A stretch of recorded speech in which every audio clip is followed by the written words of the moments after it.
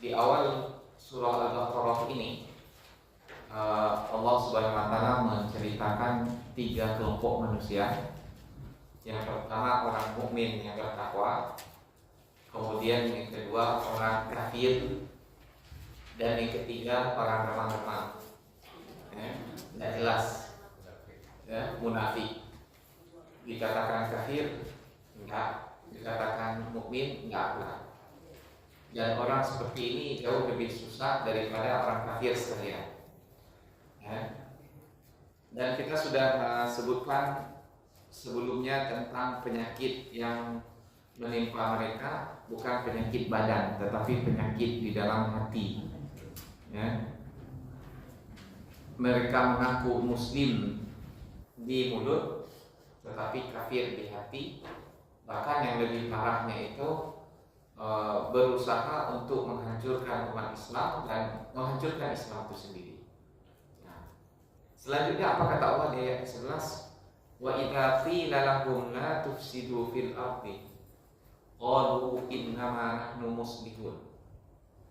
Ada baiknya kita baca bersama-sama dulu Bapak. A'udzu billahi minasy syaithanir rajim. Bismillahirrahmanirrahim. Wa idza qila lahum la tufsidu fil ardi qalu innama nahnu muslihun. Ala innahum humul mufsiduna walakin la yash'urun. Wa idza qila lahum aminu kama amanan nasu qalu anu'minu kama amanas sufaha. Ala innahum humus sufaha walakin la ya'lamun.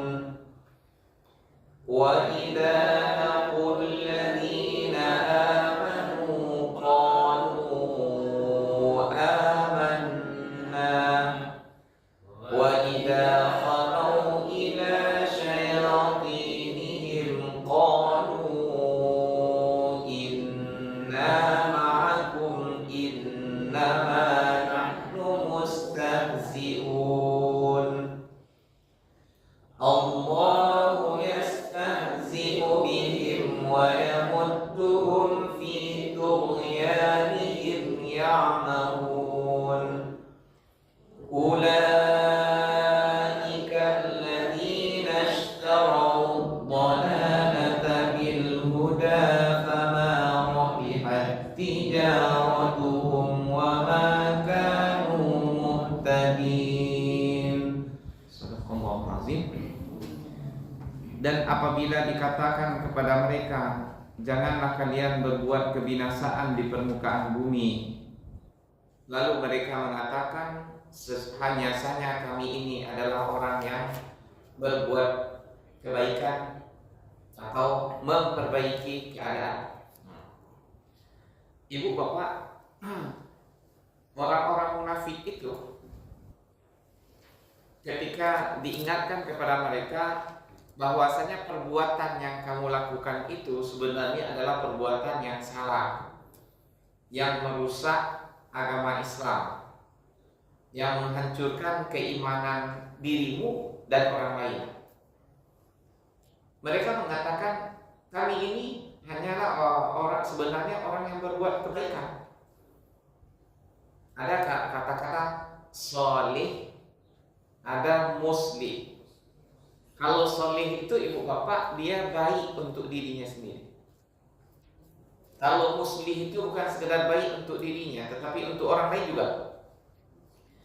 Kalau solih itu orang baik, kalau muslih itu orang yang memperbaiki. Ada tatanan di tengah-tengah masyarakat yang rusak begitu. Nah, umpama ada perjudian, dia berusaha untuk menghentikan judi. ada tawuran anak-anak muda, dia berusaha untuk bagaimana menghentikan ini. Apa usaha yang bisa dilakukan? Kemudian ada orang banyak umpamanya terlibat rentenir, diusahakan supaya tidak terlibat di rentenir lagi, dicarikan jalan supaya perekonomian meningkat tanpa meminjam ke sana sini. Ini namanya orang yang melakukan ini muslih, bukan orang sekedar soleh. Sudah dia baik, kemudian memperbaiki kondisi. Orang munafik ini kelakuannya menghancurkan, dia bilang dia memperbaiki kondisi. Nah, kita lihat dulu ayat berikutnya. Apa kata dia? Jawabannya, ala innahum humul mufsiduna. Ketahuilah sesungguhnya mereka itu betul-betul, sudah hum tambah lagi hum. Sesungguhnya mereka lah orang yang berbuat kebinasaan. Kok harus diulang-ulang? Maksudnya segini, sesungguhnya mereka itu betul-betul sebenarnya orang yang berbuat kebinasaan, walakin la yash'urun, akan tetapi mereka tidak merasa. Ibu bapak yang tak merasa itu seperti orang dibius, kemudian dibelah pun perutnya tidak terasa sama dia. Nah, itu namanya la yash'urun. Kalau dicubit kemudian masih terasa, itu merasa namanya itu. Jadi ini dia sudah mati rasa kalau bahasa kita. Ibu bapak mungkin kalau yang aktif menyaksikan kondisi negara kita saja lah. Terserah ada di sini atau tidak. Ada Abu Janda, kenal Abu Janda? Ada siapa orang Minang pula dia tuh, Ade Armando. Kenal ibu? Ya. Jelas-jelas apa yang dia lakukan itu adalah sesuatu yang menghancurkan agama Islam, mempermalukan kaum muslimin, ya, memporak-porandakan tatanan masyarakat. Tetapi ketika dia ditanya, dia merasa bahwa dirinya lagi memperbaiki kondisi. Dia lah yang betul. Awalnya saya berpikir begini, ibu bapak, tidaklah orang ini merenung gitu, usaha yang saya lakukan ini tidak membahayakan untuk agama saya, menghinakan agama Islam, padahal saya mengaku juga muslim gitu. Kadang-kadang dia pergi juga sholat ke masjid, bahkan ya, ungkapan-ungkapannya itu luar biasa. Ada yang baru lagi heboh juga sekarang, Ulil Aqsad Abdallah namanya, ya, yang mengatakan tentang orang yang menghalangi atau menuntut supaya Raja Ampat itu tidak dieksplorasi terus karena merusak alam. Apa kata dia? Itu orang yang menuntut seperti itu Wahabi apalah namanya, dibilangnya pokoknya semuanya Wahabi. Sebelumnya dia berbicara tentang apa? Beberapa hari sebelumnya dia berbicara tentang tasawuf. Dia bantu kayu banalu gitu ya, bantu orang bertakwa lah dia, ya, takutlah kepada Allah gitu, bahwasanya akan dihisab di akhirat segala macam. Sehingga bingung kita, mana orang ini sebenarnya nih. Kemarin seolah-olah ia pula lah tangguh-angguh lah tobat kejago nampak ini mah, lah kapatan baru dibuatnya dah. Itulah makanya nanti ibu bapak di dalam surah Nisa kita ketemu muzabzabina baina dzalika la ilaha ula wa la ilaha ula. Mereka muzabzab, maju mundur, tak jelas, ndak kemari, ndak ke siko, ndak ke kan, ndak ke suuk, ndak ke kidal, ndak ke muka, ndak ke belakang. Kalau istilahnya apa? Kamangin ke kancang, ke situ nyopai. Ibu bapak li tahu coba bahasa Minang maningkala tuh. Nggak tahu ibu bapak nih, kalau bahasa kampung gua tuh, pokoknya kan duduk gitu, ndak kemari, sehingga orang duduk sih kalau bisa, orang duduk benar ya, hanya di tengah-tengah duduk. Kayak gitu perangainya. Kita nggak berpikiran, ndaklah dia merenung, pokoknya kalau dia pulang ke rumahnya gitu, ya, atau kalau dia lagi sholat gitu, karena dia sholat lah nampaknya. Pakai baju koko lah, bahkan kadang-kadang pakai baju jubah lah dia. enggaklah dia merenung, apalah sebenarnya apa kata contoh. Nah, ternyata Allah sendiri mengatakan, la yashurun. Orang seperti itu sudah mati rasa. Oleh karena itu, tidak usah bingung. Awak lu kok bingung karena Allah menjadikan gitu. Mereka sudah mati rasa dan mereka yakin sekali bahwa yang mereka lakukan itu benar. Mereka yakin sekali kalau mereka mati nanti masuk surga. Dengan perangainya seperti itu tuh, dengan mengacaukan kaum muslimin seperti itu, enggak ada lagi rasa takut, enggak ada lagi rasa cemas. Ya, kenapa? La yashurun. Mereka sudah mati rasa, enggak ada rasa lagi. Seperti orang dibius, dia masih hidup, mengaku sebagai muslim, tapi rasa imannya itu betul yang sudah tercabut. Nah, apa buktinya nanti? Apa wa idza qila lahum aminu, dan apabila dikatakan kepada mereka berimanlah, kama amanan nas, sebagaimana berimannya manusia. Manusia di sini tentu maksudnya Rasulullah dan para sahabat yang ada pada waktu itu. Dan ayat ini turun Rasulullah sudah di Madinah. Berimanlah kalian sebagaimana berimannya Rasulullah, berimannya Abu Bakar, Umar, Utsman dan yang lain-lain sahabat-sahabat. Qalu, mereka menjawab, kami beriman sebagaimana berimannya orang-orang blow-on itu. Ya, orang aja. Sumpah itu ibu bapak enggak cocok bodoh. Bodoh itu bahasa kitanya jahil. Nih di sini dikatakan sufaha. Sufaha itu kalau bahasa kitanya lebih pas itu blow-on, orang tolol gitu. Goblok. Nah itu. Di gini-gini, ibu bapak umpamanya saya bilang, hati-hati di depan tuh ada lubang, dan di lubang tuh ada kalajengking, ular, binatang-binatang berbisa, simbadon di situ. Lalu ya, bukan dia berhati-hati jangan pergi, jangan jatuh ke sana, pergi betul dia loncat ke dalam tuh. Itu orang seperti itu apa namanya? Nah itu pun, itulah gambarannya sufaha. Nah, kira-kira bodoh atau apa? Nah, dituduhnya orang muslim seperti itu.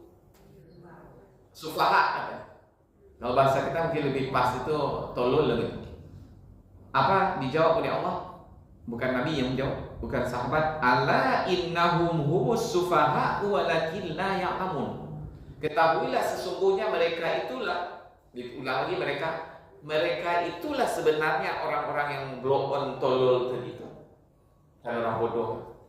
Ya, kalau bodoh itu ibu bapak, pokoknya ibu bapak sekarang nggak tahu itu bodoh. Kemudian saya kasih tahu, nah selesai jadi alim langsung.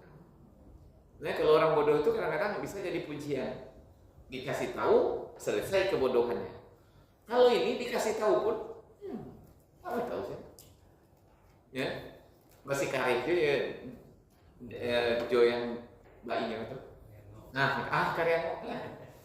Kenapa? Karena dia merasa betul tadi. Dia merasa bahwa dia dalam kondisi benar. Ketahuilah sesungguhnya mereka itulah orang-orang yang blow-on, walakin la ya'lamun. Mereka tidak tahu sekarang, bukan tidak sadari, tidak tahu. Kenapa? Ibu bapak kita tahu kita bodoh. Oh yang tahu bahwa dia adalah orang bodoh itu adalah orang alim. Kalau orang sudah pintar, ibu bapak, orangnya berakal sehat, dia tahu dulu saya bodoh, sekarang saya sudah tahu. Kenapa? Yang tahu tentang kebodohan adalah orang pintar. Kenapa? Karena dia sudah pernah merasakan. Tetapi orang bodoh nggak pernah dia tahu tentang kepintaran atau keilmuan. Kenapa? Dia masih bodoh, belum ada pengalamannya di situ. Nah ini yang tahu tentang Makkah, orang yang sudah pergi ke Makkah kan? Kalau belum pergi ke Makkah, bagaimanapun cerita orang pasti dia masih mau kan? Nah itulah kira-kira orang yang alim itu dia tahu tentang kebodohan. Kenapa? Dia dulu bodoh. Semua orang dulu bodoh. Tetapi orang bodoh nggak tahu dia tentang ilmu. Kenapa? Dia belum pernah alami ini. Dia masih bodoh baru. Nah, gitu. Makanya ketahuilah sesungguhnya mereka itulah yang blow on, akan tetapi dia tak tahu bahwa dia blow on. Kalau dia tahu blow on, tak blow on lagi dia. Sudah pintar dia namanya itu. Ibu bapak, makanya kita mau belajar. Justru orang yang mau belajar itu karena dia tahu bahwa dia dulu bodoh. Dengan adanya ilmu yang sudah dia miliki, berasuh lah. Ya, nah, tambahlah cek lain, tambahlah cek lain, tambahlah cek lain.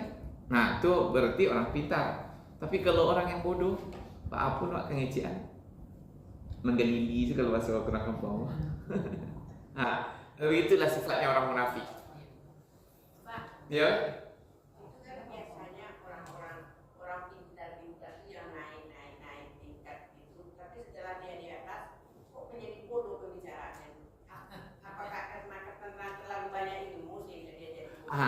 Bu, yang kita ceritakan sekarang adalah ilmu tentang agama, bukan masalah ilmu tentang antariksa, ilmu pertanian, ilmu manajemen, teknologi. Nah, ini ilmu tentang agama. Dan ilmu tentang agama ini maksudnya diterimanya dengan ini dan dengan ini.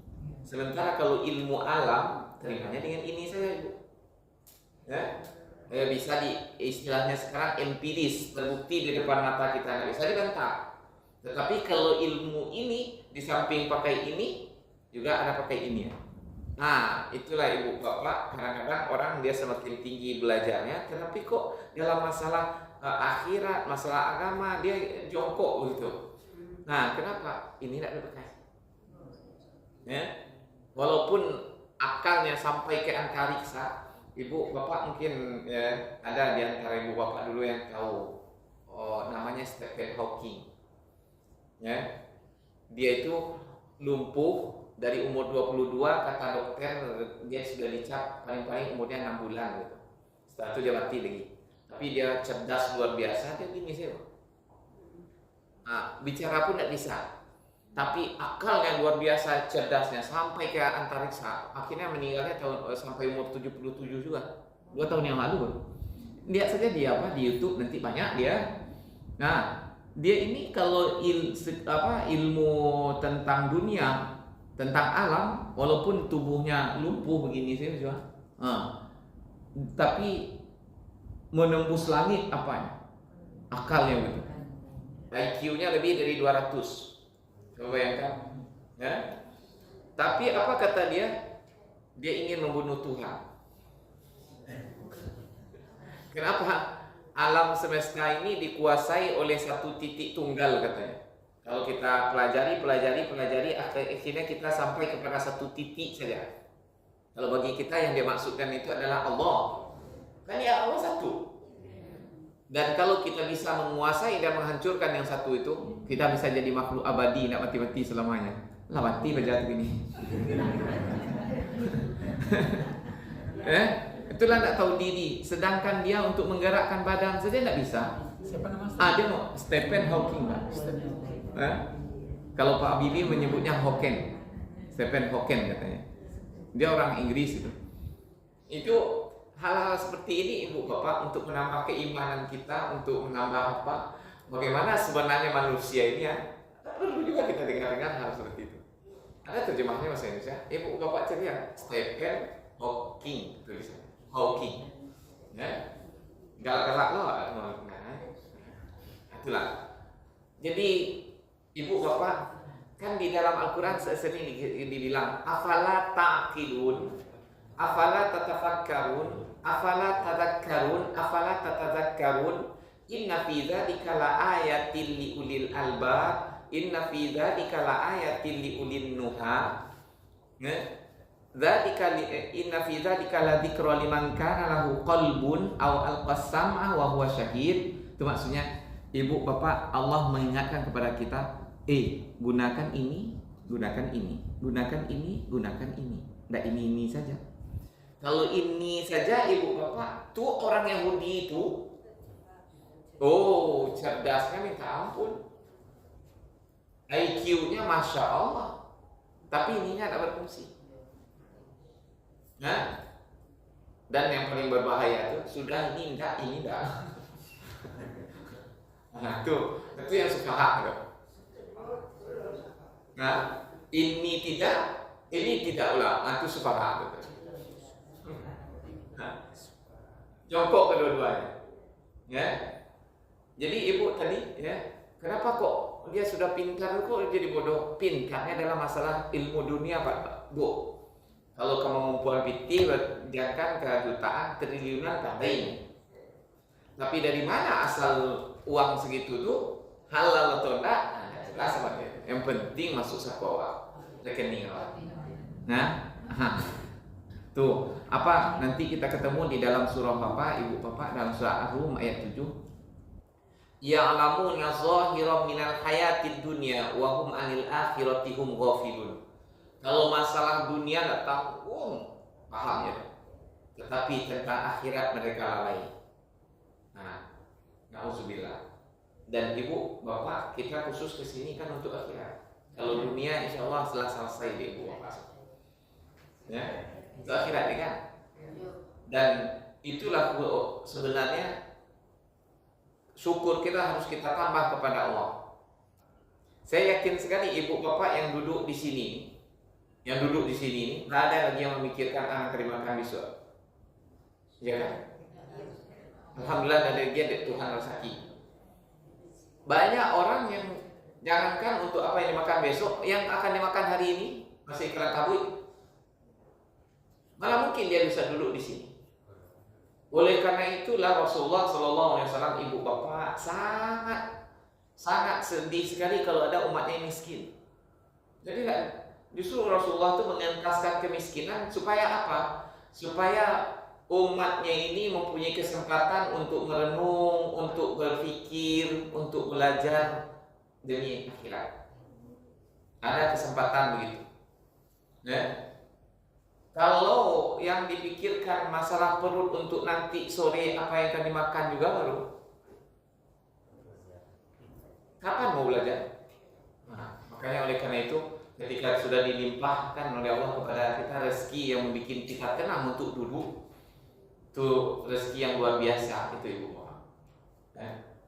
Rezeki yang sangat banyak. Lihatlah yang memenuhi masjid masjid, nggak usah kita sebut Masjidil Haram, Masjid Nabawi, Masjid Raya, Masjid Nurul Iman, Masjid Semen Padang, Masjid Baitul Rahmah. Kalau 10 terakhir bulan Ramadan siapa? Orang pakai pajero, sekurang-kurangnya pakai Avanza. Kenapa? Dia nggak mikirkan baju rayu nih, nggak mikirkan makanan apa yang dia makan kayak di rayu. Baju jangan kan tiap hari bagi baju bisa, ya kan? Tapi kalau nggak dia dimakan, nggak ada baju rayu, tambahnya berkesuat anak kan kelas lain, nggak pindah sekolah lain, kalang kabut. Nah, oleh karena itu kan Allah Subhanahu Wa Taala ingatkan kita seperti ini. Ya. Wa idza laqul ladzina amanu qalu amanna. Kalau mereka bertemu dengan orang-orang beriman, mereka katakan kami beriman seperti kalian beriman. Bahwa sama. Ibu Bapak, kata Rasulullah, salat Isya dan subuh itu berat sekali bagi orang-orang munafik. Abdullah bin Ubay bin Salul, kepala orang munafik itu salat di belakang Rasul. Gimana kan? Enggak, bagaimana mengatakan dia orang munafik? Ada perang Uhud, satu loh dia perang. Perang Tabuk, pahitnya. Tapi apa yang terjadi? Sepanjang jalan marah cau saya, menggadu saya, bikin onar segala juga. Nah, itulah kelakuan orang-orang munafik. Ada saja yang dibikinnya jadi masalah. Nah, kalau oleh karena itu jangan sampai kita Ibu Bapak di masjid. Nah, kalau ada sedikit masalah, diamkan saja. Kalau menurut kita tidak pas, sampaikan saja baik-baik. Jangan sampai kita menjadi kacamian. Itu kelakuan orang munafik itu kacamian. Dan dosa yang salah dan selamat di dunia. Nah, dia sholat juga, dia pakai peci juga, pakai sarung juga, pakai mukena juga kalau ibu-ibunya. Tetapi nanti ada saja yang dia lakukan yang membuat kaum muslimin rusuh jadi. Wa idza qalu ila syayatinihim, apabila mereka bersunyi-sunyi kepada setan-setan mereka. Ibu Bapak, ini bahasa yang digunakan oleh Allah. Sebenarnya kan setan yang dimaksud ini teman-temannya. Apabila mereka sudah berkumpul sesama teman-temannya, qalu inna ma'akum, Mereka berkata, sesungguhnya kami sebenarnya sama dengan kalian. Oh, kunci cuma rumah. Serupa dulu juga, nggak ada berubah. Innama nahnu mustahzi'un. Kami hanya berolok-olok saja. Berolok-olok, memperolok-olok orang tuh. Ya. Jadi ketika dia berkumpul dengan Rasulullah, dengan Abu Bakar, Umar, Utsman, dan yang lain-lain, kami ini orang beriman nih. Ini buktinya kami sholat. Nah, kata Rasulullah, susah bagi orang munafik sholat Isya dan subuh berjamaah. Dia sholat subuh berjamaah dengan Rasul. Nah, kan ini buktinya kami. Bahkan kadang-kadang dilihat pula dia sholat tahajud, puasa sunat, jangankan yang wajib sunat saja dia lakukan gitu.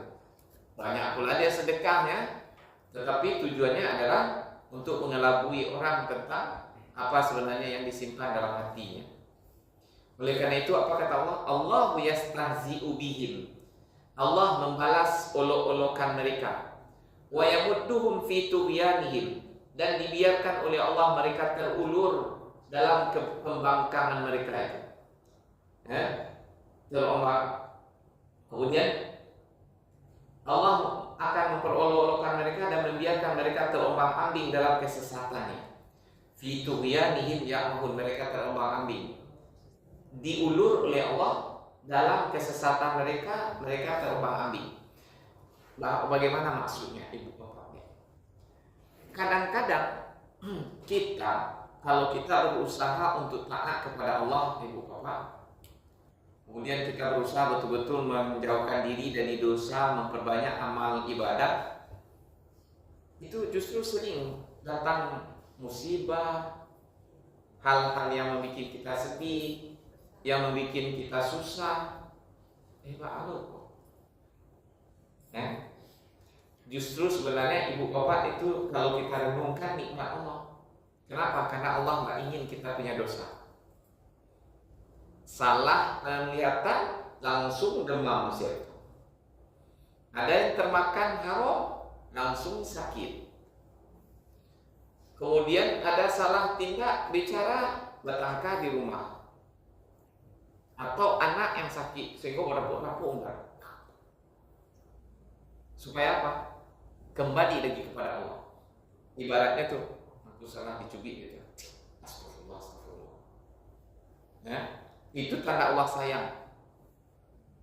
Jadi ibu bapak, ada masalah-masalah di rumah tangga kita, di pribadi kita, dengan orang lain, sehingga kita, ya Allah, kalau kan aku dari masalah kita tahajud, kita duha, kita zikir, baca Quran, memohon kepada Allah begitu.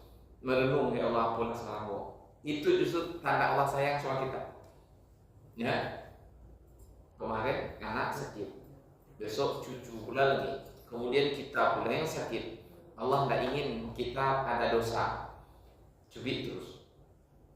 Tapi ada orang dia sudah banyak dosanya, badannya sehat, anaknya pintar-pintar, rezekinya lancar. Rukun suami istri tapi bergelintin-gelintin dalam dosa, seperti Abu Lahab. Tidak sadar-sadar. Nah, itulah sebagai balasan dari Allah. Allahu yastahzi'u bihim. Allah berolok-olok dengan mereka. Sehingga apa kata? Saya ini orang yang disayangi oleh Allah. Buktinya ya, rezeki lancar. Setiap usaha yang dilakukan berhasil.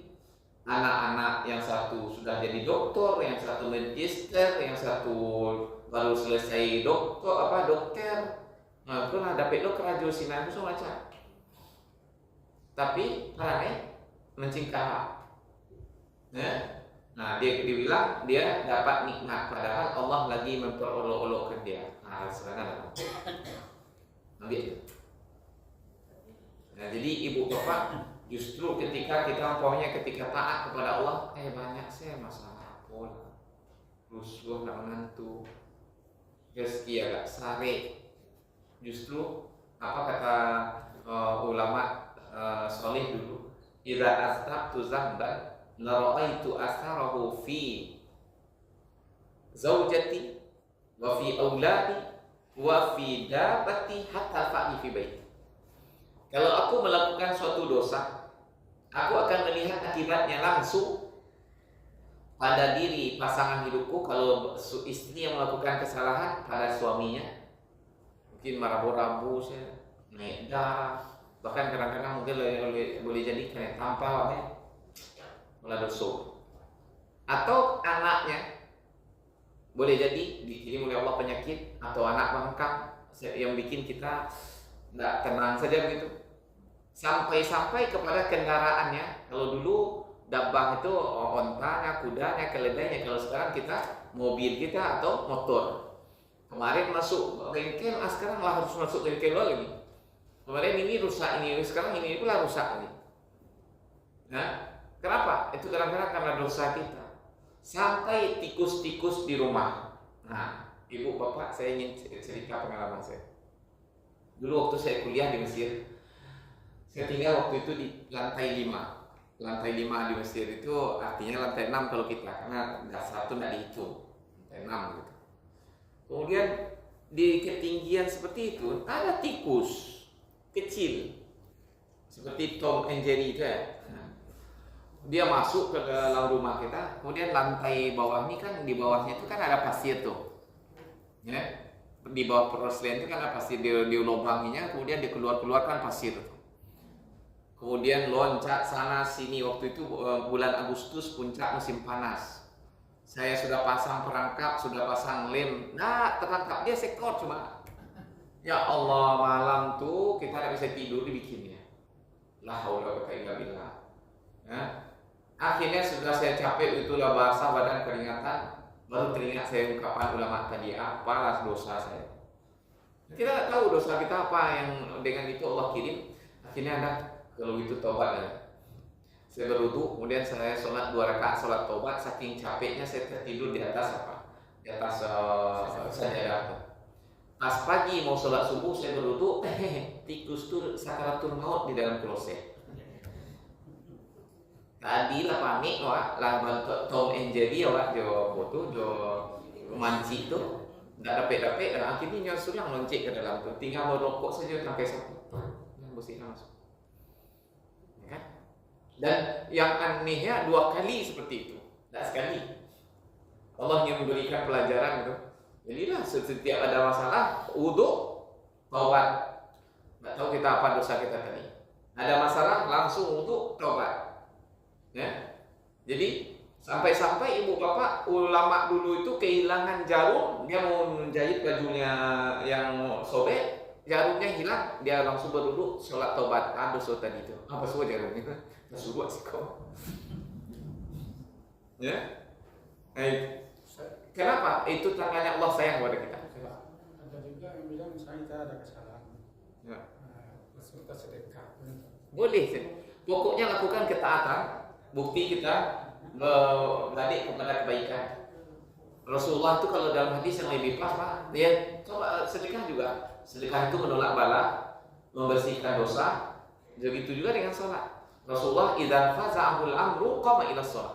Rasulullah kalau dia ditimpa masalah langsung dia seperti orang kaget melakukan sholat gitu. Langsung berduduk sholat. Kebetulan waktu zuhur sholat zuhur, kalau waktu asar sholat asar, kalau enggak sholat sunat. Ya, nah itu ibu bapak. Kalau kita sedikit ada masalah langsung ingat Allah, berarti Allah lagi nyentil kita. Tapi kalau lupa kita kepada Allah, na'udzubillah. Apalagi ketika Allah limpahkan rezeki, ketenangan hidup, kebahagiaan, tapi kita tidak dalam kondisi taat, itu bukan nikmat Allah, itu boleh jadi laknat. Cuma kita tidak sadar. Makanya ibu bapak orang mukmin itu dia selalu dalam kontrol Allah, dan Allah sangat cemburu kalau dia melakukan dosa. Kalau dia lakukan dosa sedikit langsung dipilih telinga. Ya dia masalah supaya dia cepat kembali kepada Allah. Ibu, nah, ini orang munafik diulur oleh Allah. Sangalah. Kenapa? Ulaikal ladzina ishtarau ad-dhalalata bil huda. Mereka itulah orang yang memperjualbelikan kesesatan dengan petunjuk. Bu, Bapak, saya akan kasih contoh yang membuat ibu bapak jijik, tapi dengan itu baru paham. Ya. Mereka itulah orang yang memperjualbelikan petunjuk dengan kesesatan. Petunjuk dibeli dengan kesesatan. Jangankan dibeli, dia biasa orang tak mau nak. Begini, ibu bapak umpamanya, ada orang ke pasar gitu. Maaf, mau fadalat kelebihan yang tadi pagi itu. Dia masukkan ke dalam mangkuk gitu. Dia pergi ke pasar. Siapa nama balik kau sekilo ame? Dia kira-kira mau buangan awak tadi pagi itu dibawa ke pasar. Sekilo same. Kau same apa? Sekilo ame gitu. Dia semangkuk gitu. Ada orang kira-kira balik. Itu gambaran hidup dunia, nggak mau ibu bapak. Kalau sekarang nih surga, belilah jurnal neraka, lihat mau. Orang-orang kafir itu. Ulaikal ladzina istarau dhalalata bil huda. Mereka itu yang memperjualbelikan kesesatan dengan petunjuk. Surga, neraka dibelinya dengan surga. Aneh kan masuk akal? Kan tidak mungkin kan? Jangankan itu, terung saja. Ada ibu bapak, ada orang jual terung, belilah sekilo emas. Nggak mau kita beli. Apalagi dibeli sekilo emas. Tapi orang yang memperjualbelikan surga dengan neraka nggak bisa dibayangkan dengan emas tuh.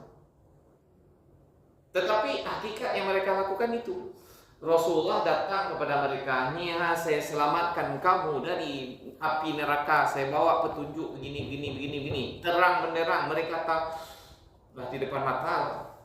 Tetapi karena ingin kehidupan dunia secuil, dia jual itu semua. Dia bikin ulu-ulu. Pada hakikatnya mereka memperjualbelikan kesesatan itu dengan petunjuk, sama artinya membeli neraka dengan surga. Tidak pun dibeli, ya biasanya mau. Tapi mereka justru belinya dengan harga mahal. Kenapa ibu bapak? Karena mereka dalam menjalankan kemunafikan itu pakai modal. Modalnya apa? Tahan perasaan, tahan sakit hati. Nanti lebih jelas bagaimana. Di dalam surat Taubah kita temukan fala tu'jibka amwaluhum wala auladuhum. Jangan kalian tercengang pula dengan harta yang banyak, anaknya yang sehat-sehat, banyak pula jumlahnya, kemudian kaya-kaya. Jangan tercengang. Justru Allah liyu'azzibahum biha. Allah ingin mengazab mereka dengan itu. Dengan kekayaan tadi, dengan anak-anak tadi. Bagaimana contohnya ibu bapak? Seperti Abdullah bin Ubay itu, dia munafik besar, anaknya soleh, kebalikan dia. Apa kata anaknya kepada Rasulullah? Ya Rasulullah, bapak saya itu kan banyak sekali kerjaannya mengganggu agama Islam, bahkan menfitnah engkau dan keluarga engkau ya Rasulullah. Kabarnya engkau akan menyuruh orang untuk membunuh dia. Daripada orang engkau suruh membunuh, suruh aku yang membunuh bapakku. Coba ya, bagaimana kira-kira di dalam rumah tangga? Anak dengan bapak bermusuhan, bahkan sampai ingin dia membunuh ayahnya. Tapi pembunuhan kali ini bukan pembunuhan terlarang. Tapi kata Rasulullah, karena dia mengaku sebagai orang Muslim, nanti dituduhnya kita sama orang membunuh saudara sendiri. Biarkan saja lah, tahan saya dulu. Tapi terbayang bagaimana kondisi rumah tangga seperti itu ibu bapak. Tapi ada pula yang sebaliknya, bakal lintin-pintin di dalam rumahnya itu, anaknya munafik, bapaknya munafik, istrinya juga begitu. Tak boleh bantu kompor terus di rumah. Mau sedikit ni Muhammad tu, apa yang rencana besok? Tak boleh membara terus perasaan tu. Itu kan azab Allah di dunia tu. Cuma mereka tak sadar. Ya? Allah ingin memperolok-olokkan dia seperti itu. Nah, ambilnya lah. Dan itu dalam waktu yang bertahun-tahun, bukan sehari dua hari. Bagaimana kiranya rasa hidup kayak itu Tuhan? Nah, dan nanti di akhirat ini neraka pula menanti. Ibu bapak, seindah-indahnya dunia nggak ada apa-apanya dengan surga. Sejelek-jelek, sekotor-kotor, senajis-najisnya dunia nggak ada apa-apanya pula dengan neraka.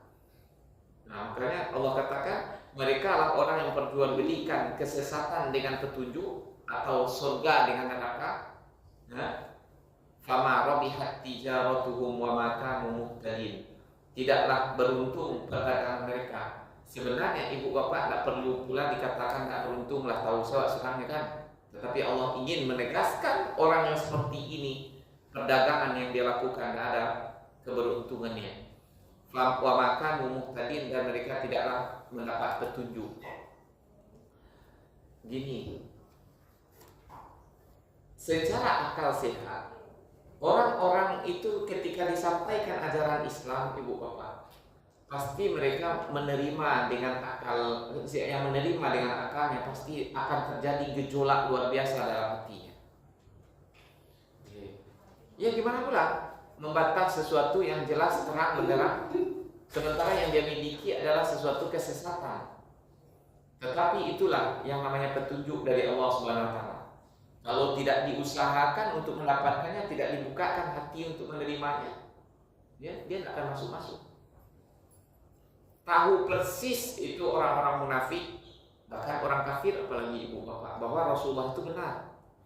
Yang disampaikan itu adalah sesuatu yang suci, bersih, terang benderang. Tetapi kenapa? Karena ada kepentingan di dalam hati yang bertentangan dengan itu. Kalau kita ikut dengan Muhammad, teledor bisnis lah. Kalau kita ikut kepada Muhammad, jadi anak buah lah. Wah, ingin jadi bos.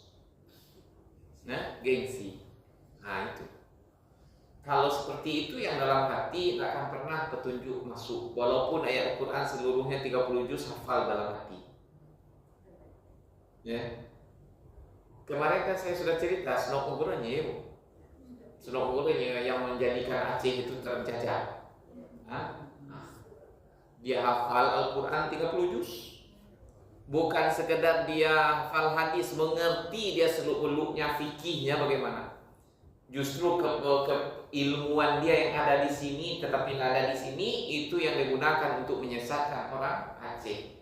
Akhirnya terjadi Aceh. Nah, ini kita dan di dunia sekarang ini, dan dia bilang sekarang sepanjang masa selalu ada orang kayak itu, bahkan jumlahnya bertambah-tambah saja. Kalau bukanlah karena perangan orang munafik, nggak akan seperti sekarang ini kondisi kita umat Islam itu.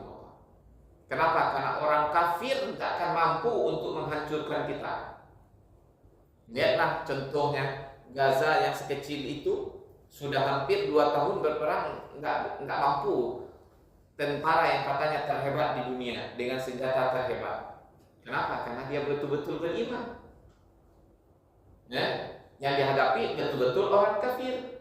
Tetapi kita sehari-hari orang yang isi paritnya butuh, saya tahu. Kayak Jokowi itu Tidak usah begitu. Banyak negara apa?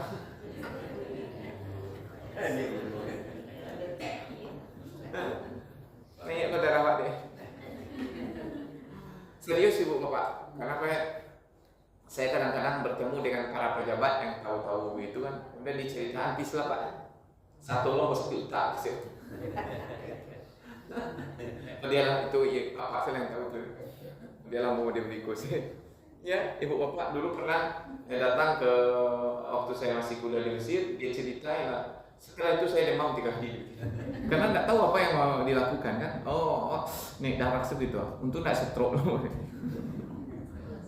Kalau tahu lah kita rahasia-rahasia ini ibu bapak yang ada di Indonesia ini, stroke ibu bapak. Kalau tahu seluk-beluknya. Untung nggak tahu. Apa dia senang? Dia seperti itu. Kalau ngaji awak saya diperbaiki gitu. Karena kita nggak punya juga perangan. Kalau saya presiden pula, gubernur pula nggak aku. Saya lakukan pula apa yang mesti saya lakukan. Tapi saya nggak mau. Ya. Kita lihat selanjutnya ibu bapak. Kita terus.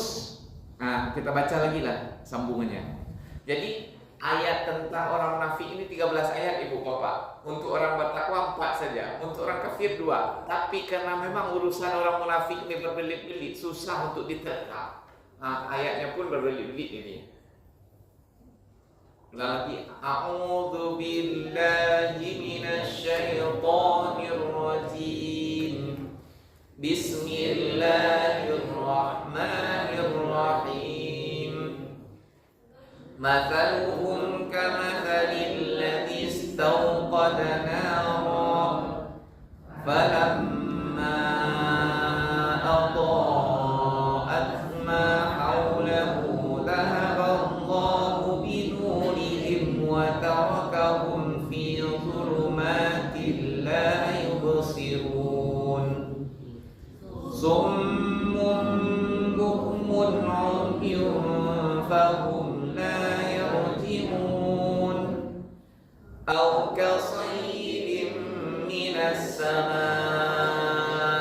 فيه ظلمات ورعد وبرق يجعلون أصابعهم في آذانهم من الصواعق حذر الموت والله محيط بالكافرين يكاد البرق يخطف أبصارهم كلما أضاء لهم مشوا فيه وإذا أظلم عليهم قاموا ولو شاء الله لذهب بسمعهم وأبصارهم إن الله على كل شيء قدير. Ada sedikit tentang fikih baca Quran yang ingin kita sampaikan ibu bapak. Jadi kata Allah, wa idza quri'al Qur'an wa idza qara'tal Qur'an fasta'iz billah. Apabila engkau ingin membaca Al-Qur'an, bacalah terlebih dahulu a'udzu billahi minasyaitonir rajim. Kemudian kalau kita berhenti, kemudian kita selai dengan perbicaraan yang lain seperti kita sekarang ini, dan kita ingin membaca kembali, ulangi dari ta'awuz lagi. Jadi umpamanya ibu bapak lagi tilawah di rumah, kemudian pas di tengah-tengah tilawah baca Yasin, datang cucu nek itu macam bisa. Kemudian kita mau lanjut lagi, a'udzu billahi minasyaitonir rajim, bismillahirrahmanirrahim. Baca lagi, salaman enggak lama. Nah, itu terus. Boleh juga. Ya, auzubillah juga boleh. Tambah dengan bismillah lebih afdal. Bismillah saja dibaca. Enggak, Bu. Auzubillah. Harus justru auzubillah tanpa bismillah enggak apa-apa. Kalau auzubillah saja tidak apa-apa. Bismillah saja. Nah, justru auzubillah. Kalau kita kan sering bismillah aja. Nah, justru sebaliknya. Auzubillah justru yang lebih penting. Nah, ada Bu tanya? Kalau ada yang mau ditanyakan langsung saya Bu. Tunjuk saya tanya. Yes. Dalam menghadapi kita cara bergaul di dalam keseharian dengan orang munafik ini bagaimana sikap kita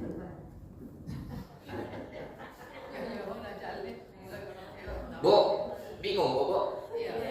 Ya kan itulah. Itu kalau Ibu bingung, itulah dia orang munafik. Kalau nggak bingung Bu, nggak orang munafik. Kalau nggak dia beriman, kalau nggak dia kafir. Ibu bingung, itu munafik. Terus bagaimana caranya? Iya, dengan cara bingung tuh. Bingung Ibu? Iya. Kalau nggak bingung, nggak munafik namanya. Iya. Beriman dia atau kafir? Nah, terus caranya gimana? Itulah makanya kita pelajari Al-Quran. Kita baca Quran ini, ya. Yang pertama sekali yang harus kita lakukan, kita sendiri jangan seperti itu dulu. Kita pastikan bahwa kita tidak munafik. Nah, kemudian setelah itu kita berlindung kepada Allah dari setan berwujud manusia, berwujud jin dan manusia. Bu, apa kata Allah? Wa kadzalika ja'alna likulli nabiyyin aduwwan syayatinal jinni wal insi yuhi ba'duhum ila ba'din zukhrufal qawli ghurura. Demikianlah kami jadikan untuk setiap nabi musuh. Siapa musuhnya? Yaitu setan. Setannya dari mana? Dua, dari jin dan manusia. Makanya ayat terakhir minal jinnati wan nas. Ibu, bapak, kalau berhadapan dengan jin berbentuk setan berbentuk jin mudah. Kata Allah, baca a'udzubillahi minasyaitonirrajim. Kalau enggak azan, kata Rasulullah, kalau orang azan itu setan lari terbirit-birit dan melepaskan kentutnya sekeras-kerasnya supaya tak kedengaran azan tuh. Cuma tidak diperdengarkan oleh Allah kepada kita kentutnya setan. Kalau kita dengar pingsan tuh kok. Nah, kemudian setelah itu apakah setan diam? Enggak. Selesai azan dia balik lagi. Ya, enggak. Kalau ada menyerah enggak setan namanya itu. Setan itu apa penyerahan loh. Ya? Ada cerita menyerah bagi setan. Ada tapi adalah caranya kita untuk untuk melarikan diri dari setan. Baca ayat kursi, lari. Tetapi kalau setan manusia gimana ibu? Ibu baca, bapak baca ayat kursi kok setan manusia kok diampoknya juga kursi ya. Bahkan ini rebut-rebutan kursi bu. Ini pakai lo kecil. Rebutan kursi setan itu. Nah gimana lagi? Jadi itu kalau kita lagi membaca Al-Quran kemudian berhenti, ada yang menyelingi baik perbuatan atau perkataan, kita ulangi lagi baca a'udzubillahi minasyaitonir rajim. Perumpamaan mereka bagaikan perumpamaan orang yang menyalakan api. Maka tatkala api itu sudah menyala, menyinari, adha'at menyinari apa yang ada di sekitarnya, lalu Allah membikin cahayanya hilang. Ibu bapak bahasa yang luar biasa. Lalu meninggalkan mereka dalam kegelapan, la yubsirun, mereka tidak melihat. Ayat ini punya arti zahir dan punya arti sindiran. Zahirnya bagaimana? Dulu di zaman Rasulullah ada sekelompok orang-orang munafik, kalau malam-malam hari itu dia berkumpul sesama mereka menceritakan tentang kaum muslimin. Baik menceritakan untuk memperolok-olokkan atau bercerita untuk mencari makar apa pula yang akan kita lakukan besok untuk mereka. Rapat pula mereka, ibu bapak, besok kok kerja ni, besok itu yang mau fitnah, ikut. Pokoknya kacau. Dan membuat kekacauan itu sistematis pula, bukan asal-asalan. Pintar pula mereka ibu bapak. Jadi adalah orang ini di malam sore-sore dia pergi ke tempat kawannya sesama munafik. Kenapa? Kalau siang-siang ketahuan nanti. Jadi sudah hampir maghrib begitu, sudah mulai gelap, dia pergilah ke tempat kawannya. Sudah selesai tengah malam dia mau pulang malam-malam ke rumahnya masing-masing. Di pertengahan jalan datang hujan lebat. Ini di Madinah ini. Lalu karena hujan lebat dia carilah tempat menjorok. Maksudnya itu ada tebing begitu yang goa-goa kecil begitu. Bersembunyilah dia di situ. Lalu kebetulan ada pula kayu bakarnya, dibikinnya lah bakaran di situ untuk menghangatkan badan, tambah pencahayaan untuk menyinari sekitarnya. Nah, itu betul-betul seperti itu dilakukan oleh orang ini. Kemudian ketika api itu sudah menyala, tentu tersinar, kena sinar sekitarnya itu. Zahaballahu binurihim, Allah lenyapkan cahayanya. Tidak dikatakan oleh Allah hapus, matikan apinya, enggak. Apinya hidup, tetapi cahayanya tidak bisa menerangi sekitarnya. Kenapa? Karena terlalu gelapnya hari, kan kayak gitu. Atau bagaimana? Karena hembusan angin lah begitu, pokoknya tidak bisa mereka tersinari. Yang terasa panasnya saja. Ya, tapi sekitarnya tetap dalam kegelapan. Wa tarakahum fi zulumat, dan meninggalkan mereka dalam kegelapan, la yubsirun, tidak bisa melihat. Ini makna sebagai makna aslinya seperti itu. Contohnya orang yang melakukan itu, sehingga ketika dia pulang dia bingung lah. Ya, apa yang harus dikerjakan nih? Api ada, tapi cahaya untuk menerangi sekitar enggak. Kenapa juga air hujan gitu segala macam? Nah, ibarat ini juga bisa bermakna batin. Perumpamaan mereka adalah orang yang menyalakan api untuk dijadikan sebagai petunjuk. Ya, Dia cari petunjuk. Itulah dia Rasulullah Adha'at, diberi penyinaran di sekitar mereka, disampaikan hidayah kepada mereka. Akan tetapi karena hatinya tertutup, cahaya masih hidup, dia merasakan kepanasan. Maksudnya apa? Ajaran Islam itu ada terang benderang sebenarnya, tapi matanya yang rusak. Matanya rusak. Ibu bapak, ibaratnya gitu. Api unggun besar di depannya, lampu besar, tapi mata rusak sama saya kan? Tak ada gunanya. Sebesar apapun cahaya, tapi kalau mata yang rusak, tidak bermakna. Jadi ibaratnya mereka ini Rasulullah sebagai orang yang membawa petunjuk. Ibu bapak tidak pernah ketemu dengan Rasul kan? Tapi alhamdulillah sudah 1446 tahun baru kita muncul di sini. Tidak pernah bertemu dengan Rasulullah. Tempatnya pun berjauhan ribuan kilo sana. Tapi alhamdulillah sampai kepada kita petunjuknya sekarang kan? Mereka bukan sekedar itu, secara fisik dekat dengan Rasul, bahkan dia saksikan Rasul, bahkan dia ikuti urutan ayat-ayat Al-Quran turun wahyu kepada Rasul. Yang namanya sesat tetap juga sesat. Oleh karena itu tidak usahlah kita membayang-bayangkan umpamanya di Rasulullah kalau jadi sahabat Nabi. Ada tak ibu bapak mau pikiran itu? Jangan coba-coba seperti itu kata sahabat Rasul. Suatu kali ada sahabat namanya Imran bin Husain. Beliau ini setelah Rasulullah meninggal diutus oleh Umar bin Khattab untuk berdakwah ke negeri Iran sekarang tuh. Irak dan Iran. Punya murid-murid dan dia di sana banyak. Ya, soleh-soleh pula gitu. Pintar-pintar. Apa kata muridnya suatu kali? Bagaimana perlakuan kalian kepada saat Rasulullah? Dikiranya Rasulullah itu disanjung-sanjung, diapakan gitu segala macam. Rasulullah itu seperti kami-kami saja, nggak ada bedanya. Makan bersama, duduk bersama begitu, jalan sendiri. Apa kata murid-muridnya Imran bin Husain ini? Kalau kami lah dulu yang hidup dengan Rasul, tidak kami biarkan Rasulullah itu menginjak tanah, kami tandu terus di pundak kami bawa kemana-mana begitu. Naik darahnya Imran bin Husain. Marah sosok hebat loh para tabiin kok apa murid-muridnya mereka seolah-olah meremehkan Rasul gitu. Apa kata dia? Syukuri sajalah nikmat yang diberikan oleh Allah kepada kalian hari ini. Tanpa kalian bertemu dengan Rasulullah, kalian bisa beriman. Semasa kami dulu ada Abu Jahal, ada Abu Lahab, ada Abu segala Abu bertemu dengan Rasulullah, dia ikuti wahyu turun per hari, tapi mati sampai mati pun kafir juga. Nah, ini sudah.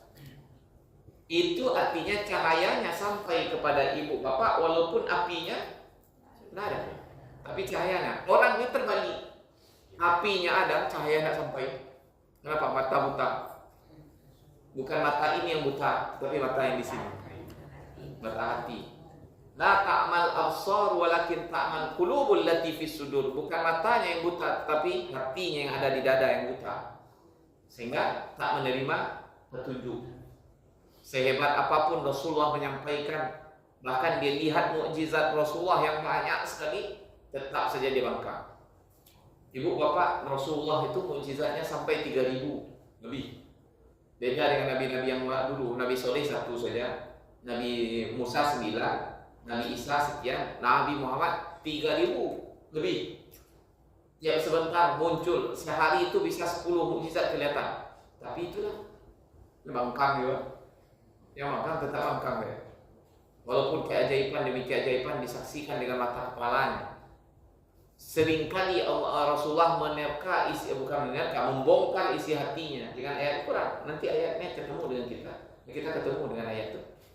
Tapi tidak juga dia insaf. Kenapa? Hatinya fi zulumat, kegelapan, ditinggalkan oleh Allah dalam kegelapan. Jadi maknanya tadi itu apinya menyala, dia merasa pedih juga dengan dengan syariat Islam. Karena dia mengaku orang muslim, terpaksa juga dia sholat ke masjid, padahal bertentangan dengan batinnya. Kalau ada perintah berzakat karena dia sudah kaya, kelihatan tua, terpaksa bayar zakat. Dia terpaksa pula pergi haji, terpaksa pula melakukan apa yang dilakukan oleh kaum muslimin. Hari Jumat harus hadir karena ketahuan nanti munafik. Padahal bertentangan dengan hati nuraninya. Jadi dia merasa kepanasan. Kenapa? Karena hatinya tetap ada, tapi cahayanya tidak ada masuk ke dalam dirinya. Nah ini gambaran orang munafik seperti itu. Selanjutnya summun bukmun umyun fahum la yarji'un. Ya. Mereka tuli, bisu dan buta sehingga mereka tidak dapat kembali. Bu Bapak, kalau ada orang buta, telinganya biasanya nyaring luar biasa. Kalau ada orang bisu, dia tidak bisa mendengar tetapi matanya awas sekali. Pernah sekali saja ibu bapak mendengar ada orang bisu tabrak mobil? Nggak ada. Saya di kampung saya ada orang bisu. Tiap hari lewat di jalan, nggak pernah dia ditabrak mobil, nggak pernah dia salah. Kenapa? Ada instingnya, dia sangat mawas. Walaupun telinganya tidak merasa, tapi dia sangat berhati-hati. Jauh mobil baru dia sudah ke pinggir, tahu dia. Ya, ada orang buta. Waktu saya kuliah di Mesir, dosen saya itu banyak sekali buta. Ya, entah kenapa pula, justru orang buta itu hebat-hebat. Teman saya berteman dengan orang buta. Kenapa? Dia pintar-pintar orang buta itu biasanya. Jadi nanti kalau ada penjelasan dosen yang tidak saya pahami, saya minta sama dia. Bahkan lebih hebat pula dia menerangkan daripada dosen tadi itu. Ya?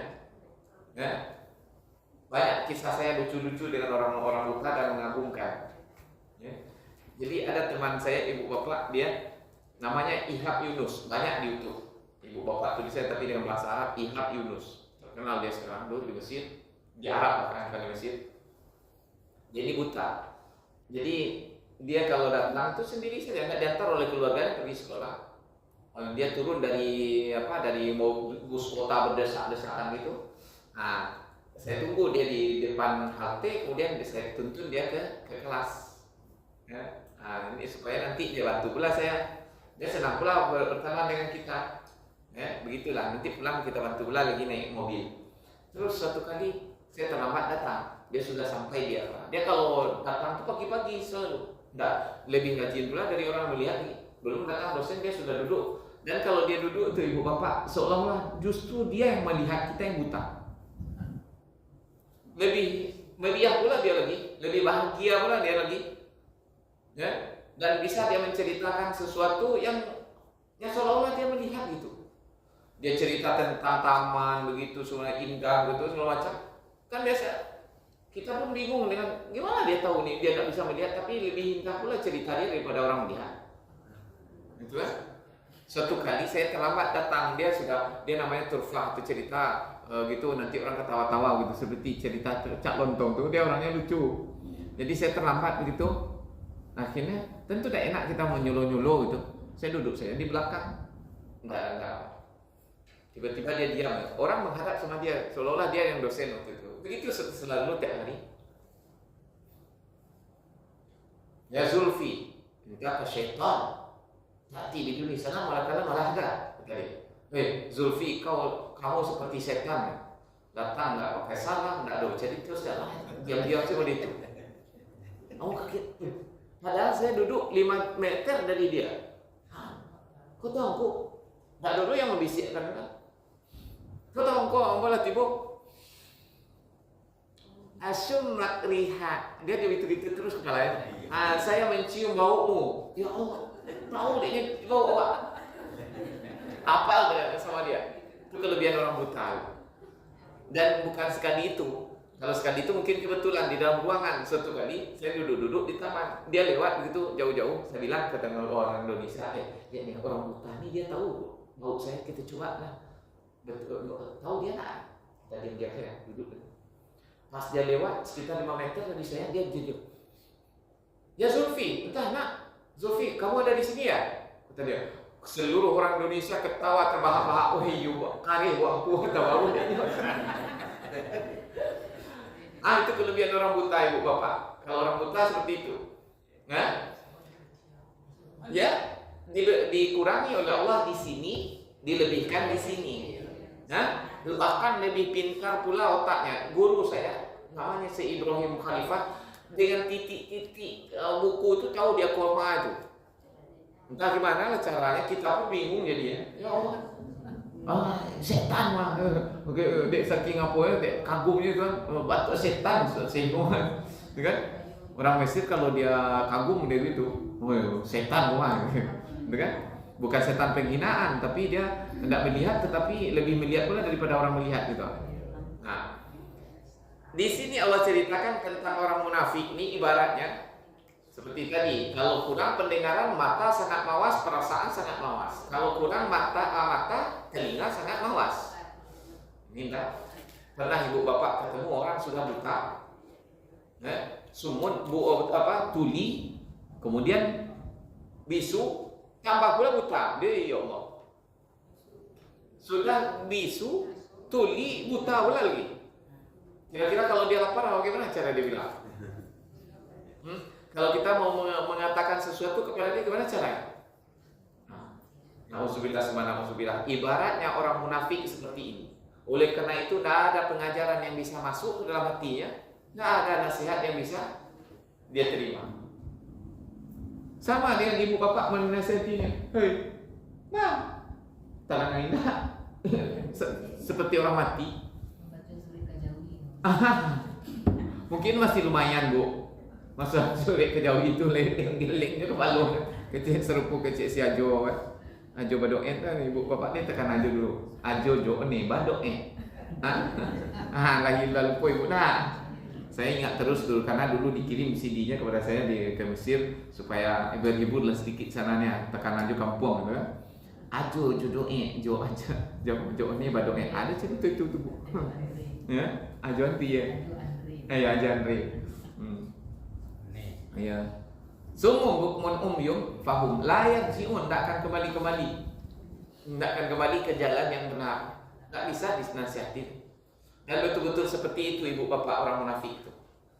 Ya, walaupun dia ikut pula baca Al-Quran, ikut pula ritual saat sholat dengan kaum muslimin, bahkan dia puasa pula bulan Ramadan, ketahuan nanti kita nak puasa nah, dibilang orang munafik, terpaksa pula lah melihat-lihatkan badan. Diikuti pula gaya orang begitu supaya kita dianggap sama dengan orang. Alangkah susahnya hidup kayak gitu, melawan perasaan sendiri. Lau kasoibin minas sama'i fihi zulumat, atau bagaikan seperti orang yang ditimpa hujan lebat dari langit yang disertai kegelapan, petir dan kilat. Bercampur itu, sudah gelap gulita hari malam, kemudian petir dan kilat sambar menyambar, air hujan mengguyur. Kemudian selanjutnya apa? Mereka menyumbat telinganya dengan jari-jarinya. Di kegelapan kilat itu dia sumbat. Ibu bapak, kalau kita mau menyumbat telinga kita dengan jari atau jari-jari? Dengan jari kan, satu saja gitu. Ini saking tidak inginnya mendengar seolah-olah mau dimasukkan jarinya semua. Ini jari-jari asabi jamak dari jamak dari usbu'. Hanya sumbe untuk supaya tak terdengar sama sekali, saking tidak inginnya mendengar. Yaj'aluna asabi'ahum fi adhanihim minas sawa'iqi, dari bunyi petir, hadaran maut, karena takut mati. Ibaratnya ketika mereka mendengarkan nasihat, apalagi ayat-ayat yang membukakan kedok mereka. Nah ibu bapak, pokoknya kita bersalah gitu. Kemudian dibukakan kedok kita di depan orang ramai. Tentu kita malu. Sebenarnya hati malu, ingin melawan tapi nggak bisa. Kemudian ingin mengalah, sorry pula. Maksudnya mengalah, taubat dari kemunafikan itu, mengaku kepada Nabi Muhammad. Nggak mau pula. Berjalan dalam kehidupan yang sangat susah sekali. Kesana masalah, kesini masalah. Seharusnya dia dengan mudah dia luruskan saja, imannya selesai, dia dari masalah itu langsung. Tapi itulah, hati yang tadi sudah tertutup oleh kemunafikan karena dosa-dosa, kedengkian segala macam. berlawanan isi hatinya dengan apa yang berbisik di dalam sebenarnya itu, dia paksakan begitu. Kalau kita hayati betul ayat ini, ibu bapak, orang munafik itu hidup dalam kondisi kesusahan yang minta ampun. Ya. Wallahu muhitum bil kafirin. Allah meliputi orang-orang kafir. Meliputi itu ibu bapak bukan sekedar tahu, tetapi tahu sedalam-dalamnya, bahkan yang terbetik dalam hati itu pun tahu. Nah. Bu, Pak, kalau ada umpamanya orang ajaib di antara kita gitu, tahu dia isi hati kita, kalau dia ibu bapak sebutnya. Kalau aku awak kan, oh dibongkar isi hati awak. Ini Allah Subhanahu wa taala yang mewahyukan dari langit, dibacakan dan didengar oleh orang ramai. Seharusnya seperti itu, malulah kita. Tetapi itulah sudah tercabut pula lah putih lo rek malunya. Nanti berkali-kali ibu bapak contoh ya, contoh nanti kita ketemu di dalam surat Al-Munafikun pokoknya. Jadi Abdullah bin Ubay bin Salul itu sebagai gembongnya itu, ketika pulang dari perang Tabuk begitu, dia ikut pula perang Tabuk ini dengan Rasulullah dan kaum muslimin yang lain. Apa dia bilang kepada kawannya? La irraja'na ilal madinati la yukhrijanna al-a'azzu minhal azab. Oh, bukan perang Tabuk, namanya perang Murisia, Bani Mustalik. Tahun ke-6 Hijriah. Kemudian dia bilang, kalau nanti kita kembali ke Madinah, pasti orang mulia akan mengusir orang hina. Maksudnya dia orang mulia, Rasulullah orang hina. Kenapa? Karena Rasulullah pendatang di kampung awak. Usia orang pendatang pun di kampung awak deh. Awak bos di Sikoma. Ibaratnya kita dengan Muhammad itu seperti pepatah orang mengatakan, gemukkan anjingmu, nanti dia sendiri yang akan menggigitmu. Diibaratkan Rasulullah oleh Abdullah bin Ubay ini sebagai anjing, dan dia tuannya betul. Dan sekarang dia akan digigit oleh anjing peliharaan dia. Bagaimana anak kurang ajarnya ibu bapak? Itu kalimat kafir namanya. Walaqad qalu kalimatal kufri ba'da islamihim. Mereka sudah mengucapkan kalimat kafir setelah dia menyatakan Islam. Ada seorang anak namanya Zaid bin Arqam, umurnya kira-kira 10 tahun. Terdengar dia perkataan itu dibilangnya kepada pamannya. Pamannya sahabat Rasulullah, dia sampaikan oleh oleh Rasul, oleh pamannya kepada Rasulullah. Ya Rasulullah, keponakanku tadi anak tirinya, jadi bapak tirinya, dia laporkan kepada bapak tirinya. Kata anak tiri saya, Rasulullah tadi si Abdullah bin Ubay bin Salul begini tadi katanya. Dipanggil oleh Rasulullah, bersumpah-sumpah dia. Anak kecil itu pula Rasulullah dengar, Rasulullah pula dia. Ya, mungkin dia salah dengar, tidak ada saya mengatakan begitu, bersumpahlah dia. Karena saking hebatnya dia berbicara, ibu bapak orang munafik ini percaya Rasulullah. Tentu terbayang anak kecil tadi itu, malulah dia kan, bahwa dia salah, dia sudah melaporkan sesuatu yang salah. Sehingga walaupun dia kecil, tidak bisa lah dia tidur malam-malam tuh, bolak-balik saja dia menangis saja kerjaannya. Ya Allah, turunkanlah wahyu kepada Rasulmu supaya jelas mana yang betul sebenarnya. Apakah saya yang salah dengar atau memang si Ubay bin Salul itu yang ngomong kayak itu tadi. Malam-malam Rasulullah salat tahajud, turun malaikat Jibril bawa ayat surat Al-Munafikun, membocorkan rahasia orang munafik tadi dan membenarkan anak kecil ini. Pagi-pagi waktu salat subuh diambil oleh Rasulullah, telinganya diambil. Ya, Allah membenarkan telingamu anak kecil, kata Rasulullah. Ini ayat turunan. Ya. Kan setelah itu dibacakan ayat itu kepada Ibnu Ubay bin Salul nih. Menurut kita, tobatlah cepat, mengakulah cepat, malulah cepat, nggak ada cara. Nyengih.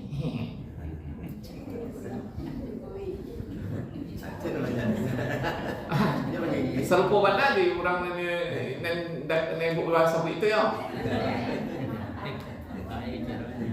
Dia lah kalahnya Menyengih sih ya bu. Nggak sabalih dua balih ya bu. Dua balih, makan 2 balih 3 balih kan? Ya, itu salah seekornya, salah seorangnya baru tuh. Ya kadul barku yakhtafu absarahum, hampir saja petir halilintar itu menyambar penglihatan mereka. Maksudnya saking terangnya kebenaran tadi itu sampai hampir mereka terkalahkan, begitu seharusnya tunduk.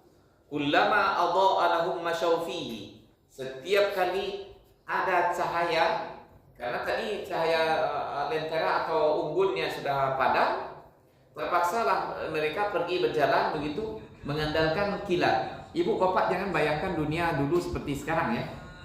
Sekarang terang benderang, kita tak pakai senter pun, apalagi di Padang, aman saja kita ke kemari.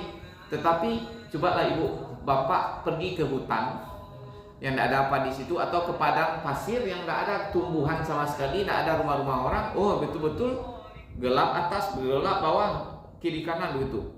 Tambah pula hari hujan lebat. Gimana? Tambah pula petir-petir. Tentu yang diandalkan pada waktu itu kilat-kilat tuh. Apalagi orang di padang pasir, ibu bapak, tidak ada jalan seperti kita nih. Kalau ini sudah ada pasa jalan yang akan ditempuh untuk pulang. Bingung lah kamu pulang tengah-tengah padang pasir begitu. Yang diandalkan adalah kilat-kilat sekali-sekali. Oh itu jalan. Jalan.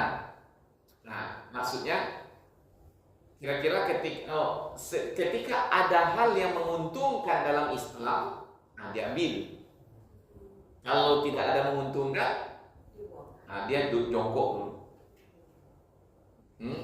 Ada hal-hal menguntungkan, contohnya datang harta zakat dari Yaman ke Madinah. Bagian kami ya Rasulullah. Pitis. Datang harta rampasan perang, satu loh bawa perang Rasulullah. Padahal tadi kerajo mencakacau di situ, menggaduh orang saya. Deknya ini pembagian kue kok, satu loh mau petang tuh. Yang depan loh rancik loh petang tuh. Kullama adha'a lahum masyaw fihi. Setiap ada hal yang menguntungkan, ada sinar cahaya, dia berjalan. Wa idza azlama alaihim qamu. Kalau kegelapan meliputi mereka, mereka berdiri. Kalau tidak ada yang menguntungkan dari Islam, stop. Walau syaa Allahu la dhahaba bisam'ihim wa absarihim. Kalau Allah menghendaki, pastilah mudah bagi Allah untuk menghilangkan, melenyapkan pendengarannya dan penglihatannya. Telinganya masih ada. Bisa dia mendengar tetapi tidak masuk ke dalam hati. Bunyi dia dengar, huruf dia dengar, tapi tidak berpengaruh ke dalam hatinya. Sementara hati sudah semakin senja juga, maksudnya semakin tua juga, sebentar lagi mau mati juga. Tapi itulah, semakin tua, semakin tidak terbuka hatinya.